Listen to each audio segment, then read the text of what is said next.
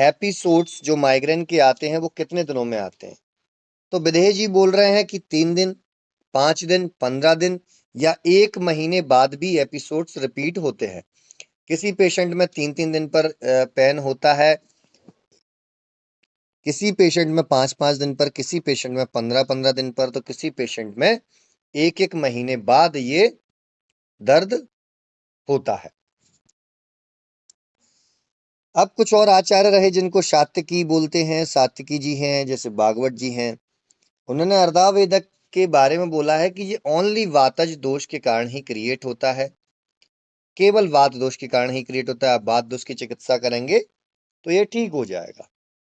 कुछ हद तक प्रैक्टिस करते हैं हम तो वहां पर इसका अर्थ हमें भी समझ में आता है।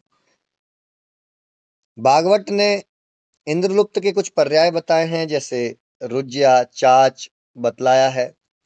और देखिए क्लियर कट लिखा है वहां पर उन्होंने कि इसमें नए बाल नहीं आते हैं, मतलब यहाँ बाल आने के चांसेस टोटल खत्म, बट पलित में पलित में सॉरी खलित में चांस है कि बाल आ जाए। सिरोरोगों का दोषों से संबंध बताया है, उसे हम देखते हैं। देखिए सबसे पहले आपको दिख रहा होगा शिरोरोग, चरक और सुश्रुत, ये 3 लाइन हमें दिख रही हैं। फिर जाकर के काश्यप जी का है, मेनली यही हमारे लिए दोनों इंपॉर्टेंट है। अर्धावेदक माइग्रेन की कैटेगरी में इसको लेते हैं।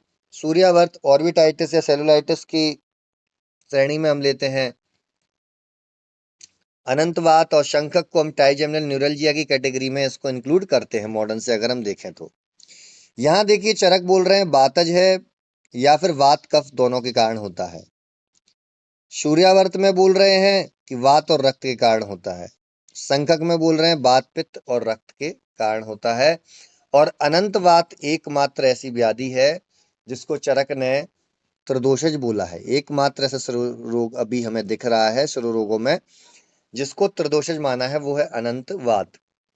तो ध्यान रखिएगा कि चरक ने किसको त्रिदोषज माना है, अनंतवात को। बट सुश्रुत जी ने अर्धावेदक, सूर्यावर्त और अनंतवात तीनों को त्रिदोषज माना है, तीनों को त्रिदोषज माना है। संखक को क्या कर दिया है, संखक में 4 दोष इन्वॉल्व उन्होंने कर रखे, संखक में चारों दोष इन्वॉल्व कर रखे। तो सुश्रुत का याद करना थोड़ा इजी हो जाता है, थोड़ा क्या मेरे हिसाब से बहुत इजी हो जाता है सुश्रुत जी का याद करना। चरक के लिए आप याद कर सकते हैं, आप कर सकते हैं आशा करके, इसको याद कर सकते हैं आशा। पहले तो आपको देखो याद करने के लिए क्रम से ये रोग याद होने चाहिए कि भाई इनका क्रम क्या होगा।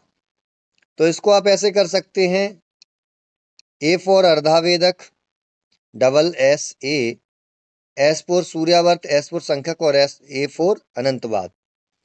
अब इसको बात या वात कफ से ले लीजिए, इसको वी आर कर दीजिए, बीपीआर। हमने तो जो सिंपल याद किया था कि हमने याद किया था जो सूर्यावर्त है, तो सूर्य के पुत्र कौन थे, कर्ण। कर्ण सूर्य के पुत्र थे और वो युद्ध में बहुत निपुण थे, तो वॉर करके याद किया था इसको, वॉर, वॉर वात और रक्त। संखक को हमने किया था वापिर करके याद किया था, वापिर, वापिर संखक को याद किया था। और अनंतवात को तो आप समझ ही रहे हैं त्रिदोषज है, उसको याद करने का कोई इतना नहीं होता। लेकिन यदि आप इस क्रम को याद नहीं करेंगे, अर्धावेदक, सूर्यावर्त, संखक, अनंतवात, तो आप ये ट्रिक भी क्लियर नहीं कर पाएंगे। आप पता चले जो वाक मैंने लिखा है उस वाक को आप सूर्यावर्त में इंक्लूड कर दें, हो सकता है आप अनंतवात में इसको इंक्लूड कर दें। तो ये इस क्रम को जरूर याद रखिएगा, ये क्रम बहुत जरूरी है। काश्यप ने बोला है सूर्यावर्त को ये प्रतिशय के कारण होता है, प्रतिशय के कारण उसको उत्पत्ति उसकी दिखाई है। तो काश्यप जी भी कहीं ना कुछ ठीक ही बोल रहे होंगे। आगे की तरफ हम चलते हैं, प्रमुख शिरोरोगों के लक्षणों की तरफ। देखिए वातज शिरोरोग, पित्त शिरोरोग, कफज शिरोरोग और रक्त शिरोरोग जो अभी हमने सुने, अब उनके बारे में हमें डिटेल में चलना है, थोड़ा उनके लक्षण देखने हैं। देखिए वातज शिरोरोग में रात में, नाइट के टाइम में दर्द पेशेंट का बढ़ जाएगा और कसकर पट्टी बांध कर के ही पेशेंट सो पाएगा, या फिर अग्नि कर्म करने पर, जैसे सलाका से आप वहां पर अगर आप सलाका से अग्निकर्म यदि करते हैं वहां पर तो उसको आराम मिल जाता है। पित्तश्र रोग में देखिए शीत उपचार से आराम मिलता है, और रात्रि में जैसे जैसे टेम्परेचर डाउन होने लगता है वातावरण का, वैसे ही ये रोग भी शांत होने लगता है। कफश्र रोग में देखिए सूनाक्षी कूट वदनंच यश, आंखों के नीचे स्वेलिंग होती है अक्षिकूट के, और यहाँ भी वेदना का सामना करना पड़ता है, बट इस प्रकार की वेदना नहीं होती कि बहुत ज्यादा तेज हो। थ्रोबिंग पेन होता है, एक थोड़ा धीमा पेन, लेकिन ऐसा लगता है सिर में भारीपन सा महसूस हो रहा हो। रक्तस्राव रोग देखिए, रक्तस्राव रोग में बोल रहे हैं स्पर्श असहतम।